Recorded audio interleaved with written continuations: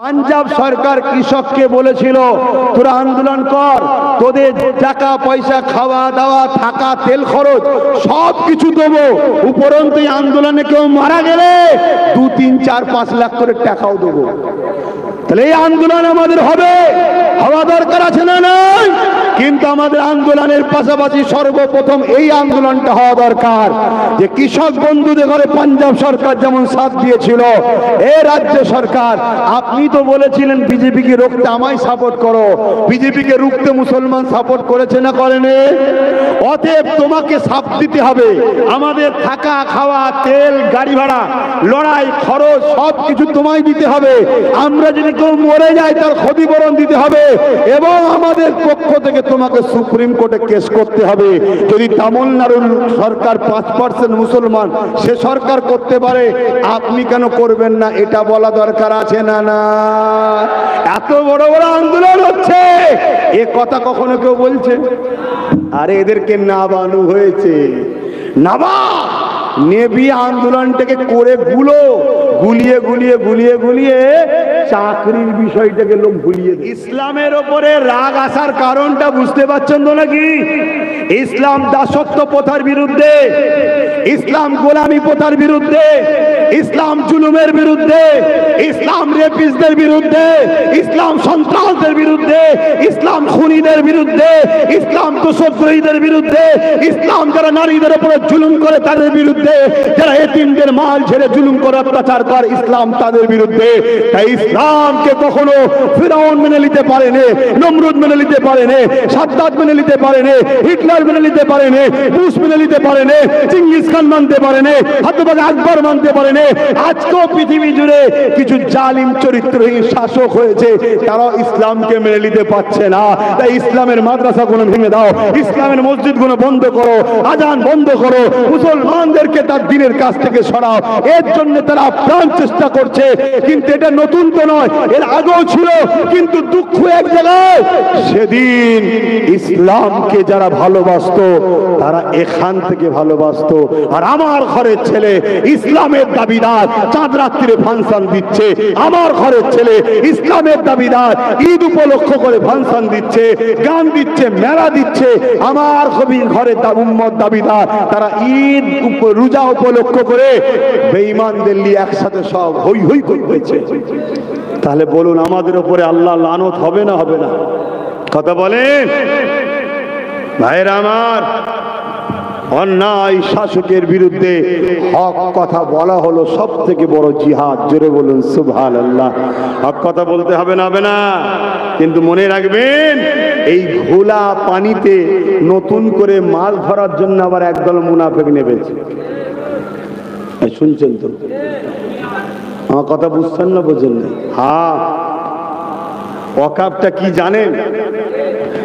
ওয়াকাফটা কি জানেন একটু বলবো? ওয়াকাফ ইসলামের পার্ট না পার্ট নয়? তাই ইসলামের মাহফিলে বলছি, অসুবিধা আছে? ওয়াকাফ হলো ইসলাম ধর্মের একটা দান, ইসলামেরই একটা পার্ট। ধনীরা আল্লাহর রাস্তায় মসজিদ মাদ্রাসা গরিব মানুষের সেবার জন্য দান করেছে। হাজার হাজার বছরের সম্পত্তি এটা। স্বাধীনতার পর থেকে এই সম্পত্তিকে রক্ষণাবেক্ষণ করার জন্য একটা কমিটি তৈরি হয়েছিল, যে কমিটিকে এই প্রতিষ্ঠানকে দেখাশোনার দায়িত্ব দেওয়া হয়েছে। সেই কমিটি, মধ্যে শুনছেন তো, সেই কমিটি এই দেখাশোনা যে করবে, মেহনত যে করবে, কেউ যেন বেদখল না করে নেয়, কেউ চুরি না করে নেয়, এর জন্য 7% টাকা ওই কমিটিকে মাইনে হিসেবে দেওয়া হবে। মাথায় ঢুকেছে? কিন্তু স্বাধীনতার পর থেকে আজকের দিন পর্যন্ত ওয়াকাফ সম্পত্তি থেকে ধনী লোক বা যারা রাজনীতি করে তাদের কিছু নেতা কেতা চামচা, ইরা ছাড়া মুসলিম উম্মার কোনোদিন ওয়াকাফ কাজে লাগেনি। শুনছেন তো নাকি? এরা লুটে পুটে খেয়েছে। শুনছেন? লুটে পুটে খেয়েছে। হঠাৎ করে কেন্দ্র সরকার বলছে, আরে মুসলমানদের 28 লক্ষ বিঘে জায়গা কম বেশি আছে, সবাই মিলে খাচ্ছে, মোল্লারা তো কিছুই বলে না। তার মানে ওদের দরদ নাই ওর ওপরে। এক কাজ কর, যারা যারা লুটে রেখেছে সবার থেকে কেড়ে নিয়ে আমি একা খাবো। শুনছেন তো নাকি? এই একা খাবো। তাহলে বলুন খাচ্ছিল একজন, তার থেকে কেড়ে নিয়ে আর একজন খাচ্ছে। নিরীহ গরিব মানুষ তো কোনোদিনই পায়নি। তাহলে আন্দোলন কি গরিব মানুষের করা দরকার আছে? হ্যাঁ জোরে বলে, না বলাটা ভুল হবে। এইখানটাই বুঝাবো আন্দোলন করতে হবে। কেন? এতদিন এরা খাচ্ছিল ঠিকই, কিন্তু মসজিদ নামে ছিল, মাদ্রাসার নামটা ছিল, কবরস্থান নামটা ছিল।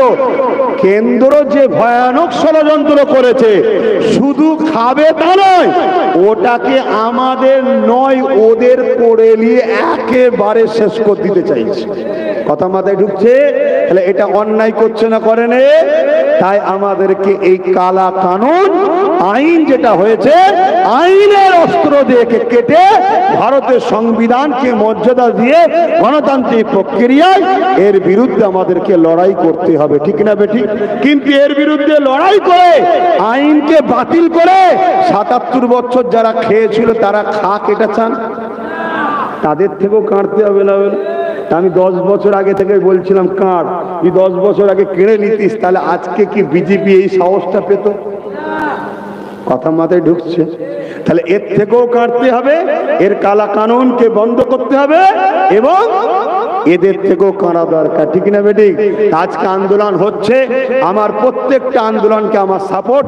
আহলে সুন্নাত ওয়াল জামাতের ছেলেদেরকেও বলেছি যেতে, কিন্তু ওই আন্দোলনকে আমি সাপোর্ট করি না যে আন্দোলনের নামে বাংলায় মূলত সম্প্রীতিটাকে ধ্বংস করে বকলমে কেন্দ্র সরকার কি ভোটে বাড়ানোর প্ল্যান চলছে। শুনছেন না? শুনে মানে হিংসা করে। দ্বিতীয় ওই আন্দোলনকে সাপোর্ট করি না যে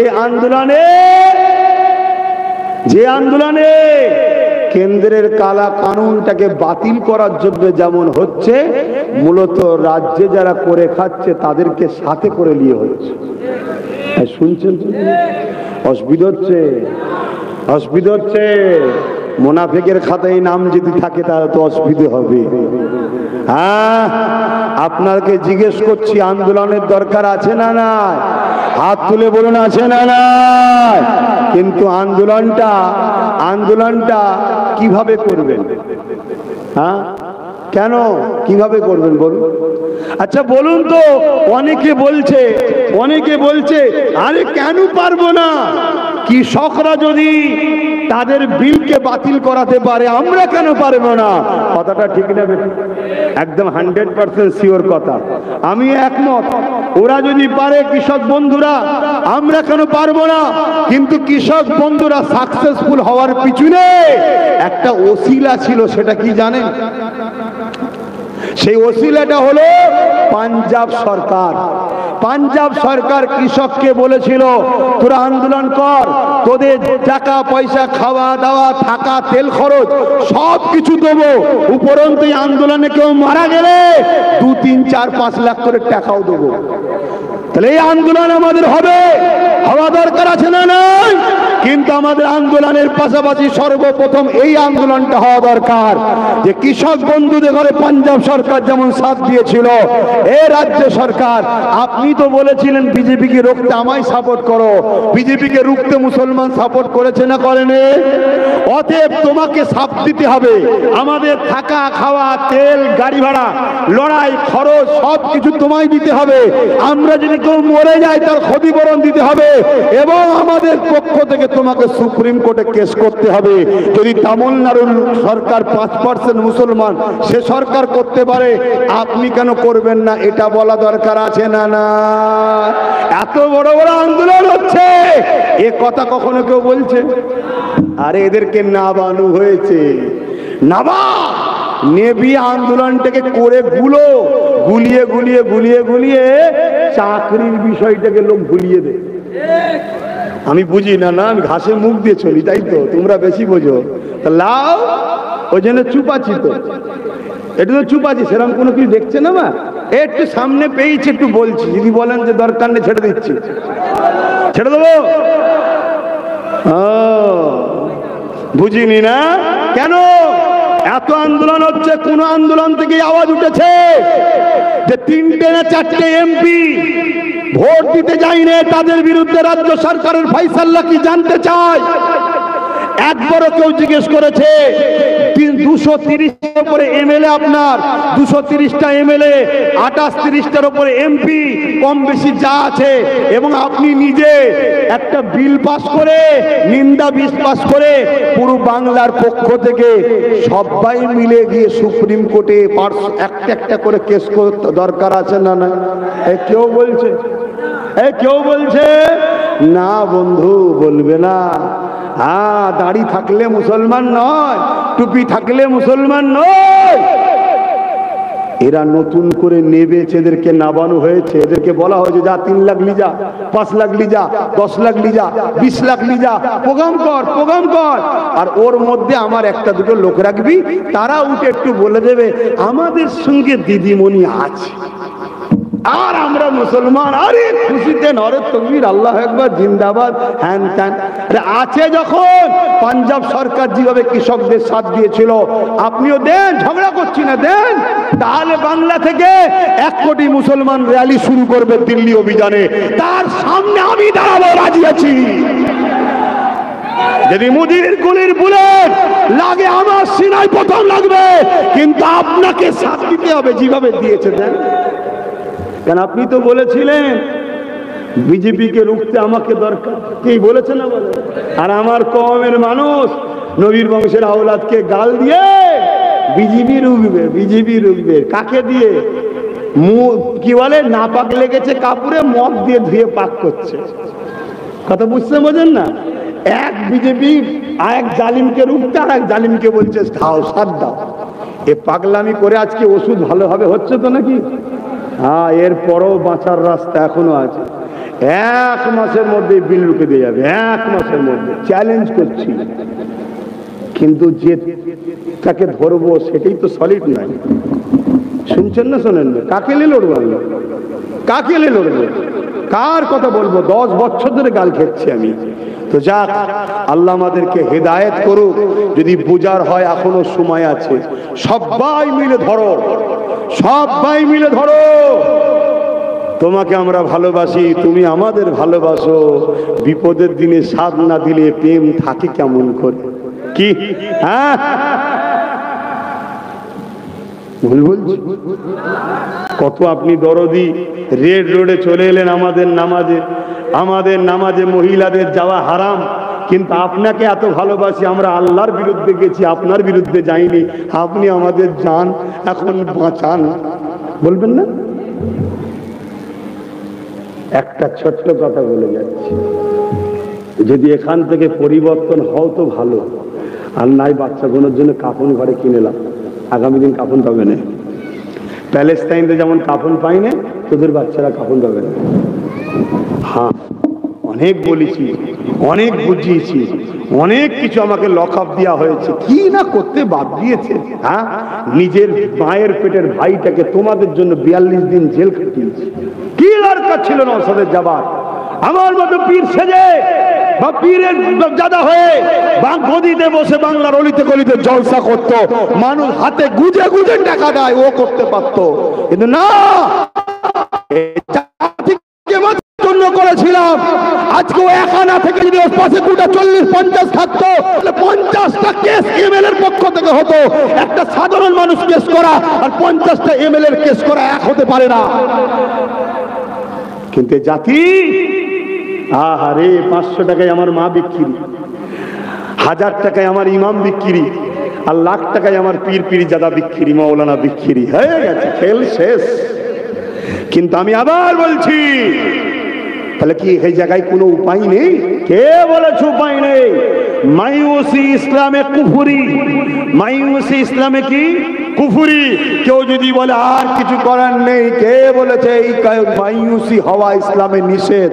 এর জন্য রাস্তা আছে, সেই রাস্তাটাও আমেনা লাল দেখিয়েছে, ওই রাস্তা। জোরে বলুন সুবহানাল্লাহ।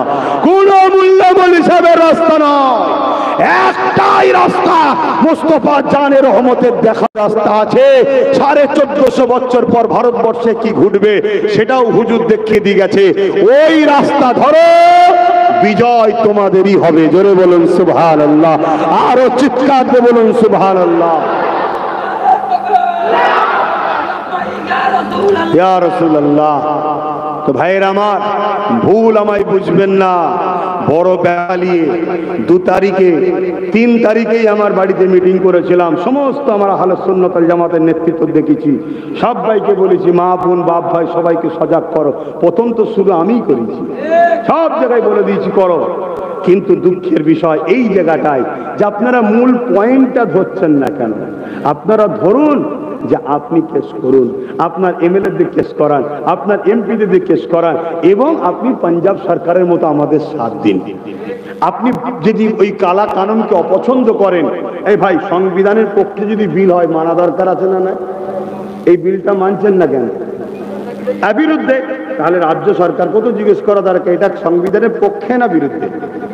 যদি বলে পক্ষে, তাহলে বিরোধী করাটা ঠিক হবে না, কেন সংবিধানের বিরোধী করা উচিত নয়।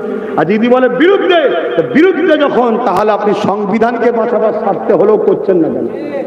আপনি নাই মোল্লাদেরকে শুধুমাত্র মহব্বত করেন শুধু লিবার জন্য, তা বাকি সংবিধানকে বাঁচাবার জন্য তো করা দরকার। বলো, আমরা সবাই মিলে লড়াই করা আর রাজ্যের যে সরকারি মাথায় বসেছে তার লড়াই করা এক না আলাদা? তার লড়াইয়ের পাওয়ার বেশি না কম? তো সে আমাদের বিপদে সাথ দেবে? বন্ধুরা দেবে না? আল্লাহ আমাকে আমাদেরকে হিদায়েত করেন। এই পর্যন্তই বললাম। অনেক ব্যথা বেদনা যন্ত্রণা নিয়ে বুক বুঝাই করে ঘুরে বেরিয়েছি। আল্লাহকে বলেছি, আল্লাহ তোমার দিনের জন্য কমের মানুষকে বুঝাবার জন্য গাল খেতে হয়েছে, আল্লাহ বেউজ্জতি হতে হয়েছে, আমার নিরীহ ভাইটাকে জেল খাটতে হয়েছে, নানা রকম লকআপ পেতে হয়েছে।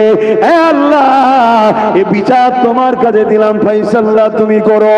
এ যুবকেরা তরুণেরা বাপেরা এই বলে দিয়ে যায় এখনো সময় আছে। যদি মোমেন চিনতে না পারো ঠকতে হবে। দাড়ির পিছনে অনেক রকম ষড়যন্ত্র আছে, টুপির পিছনে অনেক রকম ষড়যন্ত্র আছে, মুসলমানদের মাথাতে অনেক মুনাফিকরা বসে আছে। এই জায়গা যদি চিনতে না পারি তাহলে কোনোদিন কামিয়াবি হতে পারবে না। অনেক সময়তে হিকমত করতে হয়। এ যুবকের আল্লাহ নবী 1450-1500 বছর আগে থেকে নবী আমার সাহাবাদিওকে বলেছে একটা দিন এরকম হবে, একটা দিন এরকম হবে, আমার উম্মতরা প্রচুর মার খাবে। সাহাবারা বলল, ইয়া রাসূলুল্লাহ হাবিবাল্লাহ কেন মার খাবে? উম্মতের সংখ্যা কি কম হবে? আল্লাহ নবী বললেন না, সংখ্যা কম হবে না, তাহলে মার খাবে কেন? আল্লাহ নবী বলেছেন, সাহাবারে তারা আমি রাসূল আমার আল্লাহকে ভয় করা ছেড়ে দিয়ে যারা দুনিয়ার তাগুতি শক্তি, দুনিয়ার জালিম শাসক শক্তি তাদেরকে ভয় করবে, তাদের মোকাবেলা করা থেকে পিছিয়ে পিছিয়ে পালাবে, এই জন্য তারা মার খাবে। দ্বিতীয় নম্বর হলো তারা লোভী হয়ে যাবে, এই লোভের জন্য মার খাবে। আজকে এই দুটোই কিন্তু আমরা ফাঁদে পা দিয়েছি, এই দুটো ফাঁদে আমাদেরকে ফেলা হয়েছে। কারা ফেলেছে? তথাকথিত মুসলমান দাবিদার যারা আমাদের মাথার উপরে রয়েছে, তারা অলিতে গলিতে পাড়ায় পাড়ায় বুঝিয়েছে, এ বুঝে বুঝে কাজ করো, না হয় জালিম চলে আসবে। জালিমের ভয় দেখিয়েছে, জালিমের সঙ্গে মোকাবেলা করা শিখায়নি, জালিমের সঙ্গে প্রতিহত করা শিখায়নি। কিন্তু আমি বলতে যেটা চাইছি, যেভাবে আন্দোলন হচ্ছে, এই আন্দোলন কোন একটা জায়গায় যেন আমার দিলকে গাওয়া দিচ্ছে, ওরে আব্বাস বল জনগণকে বল, এই আন্দোলন প্ল্যান মাফিক আগামী দিন রাষ্ট্রপতি শাসন আনতে চাই।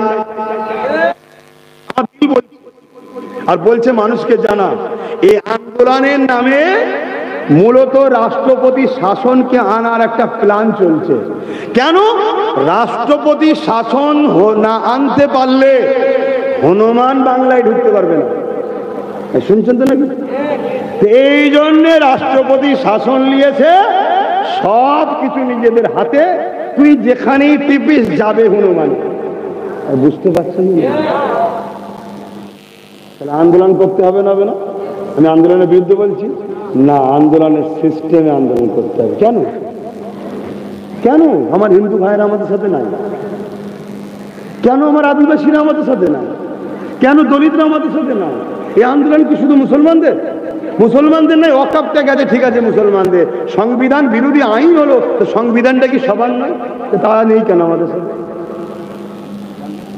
কিছু মাথায় ঢুকছে আমার কথা? না ঢুকবে না। তোমার সামনে 500 নোট দেখালেই আব্বাস সিদ্দিকী তখন গাদ্দার হয়ে যাবে। কি বলছি? ভুল বলছি নাকি? থাক বাবা, তোরা তোদের মুরগি যে দিতে পারিস কেটে খেয়ে যা, বলে লাভ নেই। আমি এখানে এখন দোয়া করতে হবে।